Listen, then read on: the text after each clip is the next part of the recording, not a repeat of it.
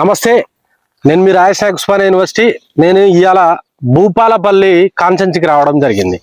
ఎందుకు అనంటే మీరు చూసుకుంటే ఇదంతా ఈ ప్లేస్ వచ్చేసి యంగ్ ఇండియా ఇంటిగ్రేటెడ్ స్కూల్కి సంబంధించిన 25 ఎకరాలకు ఇవాళ ఇక్కడ కేటాయించడం జరిగింది. అది కూడా ఎప్పుడు అనంటే 2024 అక్టోబర్ 11వ తారీఖు నాడు స్వయాన ఇక్కడ ఉన్నటువంటి స్థానిక శాసనసభ్యులైనటువంటి గండ్ర సత్యనారాయణ గారు, అదేవిధంగా స్థానిక ఎంపీ గారైనటువంటి కడియం కావ్య గారు మహా ఆర్భాటంగా హంగు ఆర్భాటాలతోటి శిలాఫలకం వేసి గత ప్రభుత్వం మొత్తం ఆగం చేసింది. మేము వచ్చినాక విద్యార్థులకు, నిరుద్యోగులకు, ఇక్కడ ఉన్నటువంటి అందరికీ మేము సుభిక్షంగా చూసుకుంటామని చెప్పేసి ఈ శిలాఫలకాన్ని ఇక్కడ వేసి ఎనాగ్రేట్ ఫౌండేషన్ స్టోర్ వేయడం జరిగింది.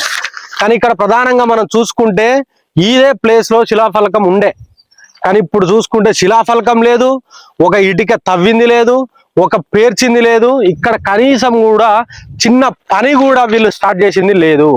ఇక్కడ టెంట్ వేసి ఇక్కడే వీళ్ళంతా ప్రజానాయకులు, వీళ్ళంతా నాయకులంతా కూర్చొని మాట్లాడి మేము ఏదో చేస్తాం, ఆహా చేస్తామని చెప్పేసి దాదాపుగా తెలంగాణ రాష్ట్రం మొత్తము 50 యంగ్ ఇండియా స్కూల్స్ ఇక్కడ శాంక్షన్ జరిగితే భూపాలపల్లి కాన్సెన్సీకి ఒకటి శాంక్షన్ జరిగింది.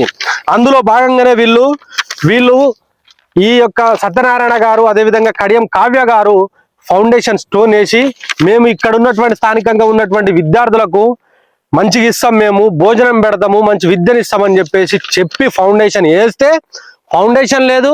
ఇక్కడ కనీసము వాళ్ళు చేసిన దాఖలాలు కనీసం ఏదంటే ఏది కనబడతలేదు.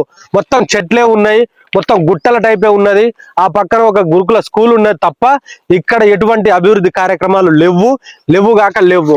ప్రధానంగా ఇంకోటి మనం చూసుకుంటే నిన్నటికి నిన్న రేవంత్ రెడ్డి గారు ఇక్కడ మన యొక్క అనుముల మురళి అంటే ఆకునూరు మురళి గారిని పక్కన కూర్చోబెట్టుకొని ఇవాళ నిన్ననేమో మేము ఇంకా పబ్లిక్ స్కూళ్లను కాన్సెన్సీ వైజ్ గా పబ్లిక్ స్కూళ్లను మేము పెడతాము, దాదాపుగా 100 పబ్లిక్ స్కూళ్లను పెడతామని చెప్పేసి నిన్న ఒక పేద దుకాణం పట్టుకొచ్చిళ్ళు.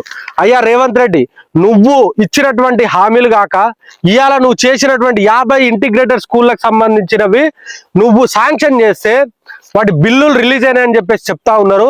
కనీసం ఇప్పటి వరకు ఎక్కడైనా కూడా ఒక పునాది తీయలేదు, ఒక తట్టెడు మట్టి కూడా లేపలేదు.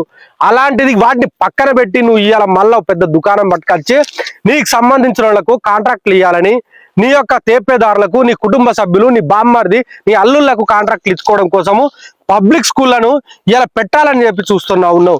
పబ్లిక్ స్కూల్ పెట్టు, ఇంకేమైనా పెట్టు, మేము వాటికి అన్నిటికీ ఆహ్వానిస్తాం. కానీ ఇవాళ ఫౌండేషన్ స్టోన్ వేసిరు ఇక్కడ. కానీ ఎక్కడ పోయింది ఈ ఫౌండేషన్ స్టోను? ఇవాళ దీంట్లో మీరు యంగ్ ఇండియా స్కూల్ కడతామని చెప్పేసి ఈ 25 ఎకర్స్ అలాకేట్ చేశారు కదా, ఏమైంది? ఇప్పటి వరకు కనీసము తట్టెడు మట్టి కాదు కదా, దేనికంటే దానికి సిద్ధం. 3 నెలలకు రాస్తే ఇక్కడ ఏమైనా జరిగింది అభివృద్ధి కార్యక్రమాలు అంటే? నేను ఇలా చెప్తున్న స్వయంగా ఎటువంటి ఏం అభివృద్ధి, సిగ్గు శరం ఉండాలి. ఈ కవిత మన కావ్య గారైనా కానీ, ఈ గండ్ర వెంకటరమణారావు గారు కానీ దాదాపు 1 సంవత్సరం 4 నెలల రోజులు గడుస్తున్నా కూడా కనీసం ఏం చేయలేదు. మరి దీనికి ఎవరు బాధ్యులు? కావ్య గారు బాధ్యులా, లేకపోతే రేవంత్ రెడ్డి బాధ్యుడా, లేకపోతే ఈ గండ్ర సత్యనారాయణ బాధ్యులా? ఆలోచించాలి.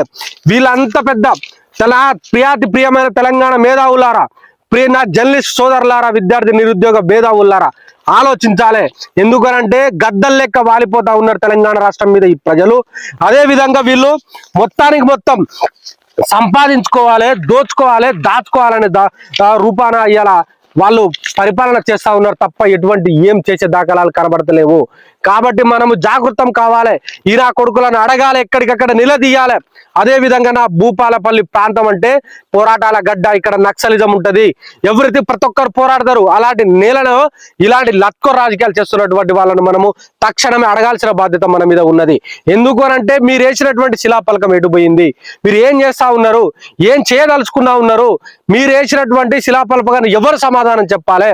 దాదాపుగా సంవత్సరం గడుస్తున్నా కూడా మేము ఆడ కడుతున్నాము, ఈడ కడుతున్నామని గప్పాలు కొట్టే రేవంత్ రెడ్డికి అయినా తెలవాలి కదా, ఏం చేస్తా ఉన్నారు మీరు? కనీసము ఒక్క తట్టెడు మట్టి కూడా తీయకుండా ఇవాళ వీళ్ళు కాలం గడుపుతా ఉన్నారు. కాబట్టి వీళ్ళను నమ్మే ప్రసక్తి లేదు. వీళ్ళేదో పబ్లిక్ స్కూల్ అంటా ఉన్నారు, ఇంటిగ్రేటెడ్ స్కూల్ అంటా ఉన్నారు, అదంటా ఉన్నారు, ఇదంటా ఉన్నారు. కానీ ఎక్కడ కూడా వీళ్ళు చేసేది లేదు. ఉన్నటువంటి గురుకులాలలో విషాహారం తిని విద్యార్థులు చనిపోతా ఉన్నారు. అదే విధంగా అస్వస్థతకు గురై ఇవాళ నేల రాలిపోతా ఉన్నారు విద్యార్థులు. కనీస వసతులు లేక పిల్లలు స్కూళ్ళ నుంచి డ్రాప్ అవుట్స్ పరిస్థితి వచ్చింది.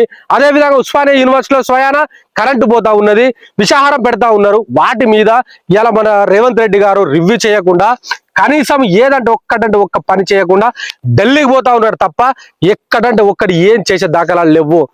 ఈ నిరుద్యోగులు ఇచ్చినటువంటి ఈ యొక్క ప్రియాంక గాంధీ గారు వచ్చిరన్న, ప్రియాంక గాంధీ గారు తెలంగాణ రాష్ట్రానికి వచ్చి నేను నిరుద్యోగులకు యూత్ డిక్లరేషన్ అని చెప్పేసి ఇస్తామని చెప్పేసి మాట్లాడారు. కానీ ఇప్పటి వరకు ఒక యూత్ డిక్లరేషన్ లో ఇచ్చినటువంటి హామీలు అమలు చేసిన దాఖలాలు లేవు. ప్రతి సంవత్సరం 2 లక్షల ఉద్యోగాలు అన్నారు, ఒక్కటి కూడా లేదు. 5 లక్షలతోటి జాబ్ క్యాలెండర్ అన్నారు, అది కూడా జాబ్ క్యాలెండర్ లేదు. 5 లక్షల రూపాయలతోటి వాళ్ళు ఒక విద్యా భరోసా కార్డు అని చెప్పారు, కానీ ఎక్కడ కూడా ఇచ్చిన దాఖలాలు లేవు. అన్ని హామీలు గాల్లో మేడల లెక్కనే ఉన్నాయి తప్ప గ్రౌండ్ లో కనబడే పరిస్థితి లేదు. తెలంగాణ గడ్డ అంటేనే పోరాటాల గడ్డ రేవంత్ రెడ్డి. మిస్టర్ రేవంత్ రెడ్డి, నువ్వు విద్యాశాఖ మంత్రిగా ఉన్నావు, ఏ రోజు కూడా విద్య మీద నువ్వు కనీసము ఒక్క రివ్యూ చేసిన దాఖలాలు లేవు. కాబట్టి మేము ఇప్పటికైనా చెప్తా ఉన్నాము, మా భూపాలపల్లి ప్రాంతంలో నువ్వు ఇచ్చినటువంటి ఈ యొక్క ఇంటిగ్రేటెడ్ స్కూలుకు సంబంధించిన యంగ్ ఇండియా ఇంటిగ్రేటెడ్ స్కూల్ సంబంధించిన స్థలంలో నువ్వు వేసినటువంటి ఫౌండేషన్ లేదు, నువ్వు ఇచ్చినటువంటి ఇక్కడ కనీసం ఒక్కటంటే ఒక్కటి కూడా లేదు. కాబట్టి మేము ఇప్పటికైనా డిమాండ్ చేసేది ఒకటే, నువ్వు ఇచ్చినటువంటి హామీల మీద దృష్టి పెట్టు. కానీ పొద్దున్న లేస్తే డైవర్ట్ చేయాలనో ఇంకేదో చేయాలనో పబ్లిక్ స్కూల్ పట్టుకొస్తా అని చెప్పేసి మాట్లాడదాం మాత్రం తస్మత్ జాగ్రత్త అంటున్నాం. మిస్టర్ ఆకునూరి మురళి, నువ్వు రేవంత్ రెడ్డి పక్కన 2 షాయ్ కప్పులు టీ తాగి 2 బిస్కెట్లు తిని ఆయన వేస్తున్నటువంటి కుక్క బిస్కెట్లు తినుకుంటా పన్నావు కదా నువ్వు ఆకునూరి మురళి. కనీసం ఇప్పటికైనా మేలుకో. నువ్వు విద్యా కమిషన్ కి చైర్మన్ గా ఉన్నావు కదా మిస్టర్ ఆకునూరి మురళి. ఏమైంది యంగ్ ఇంటిగ్రేటెడ్ స్కూల్స్ ఏమైనాయి?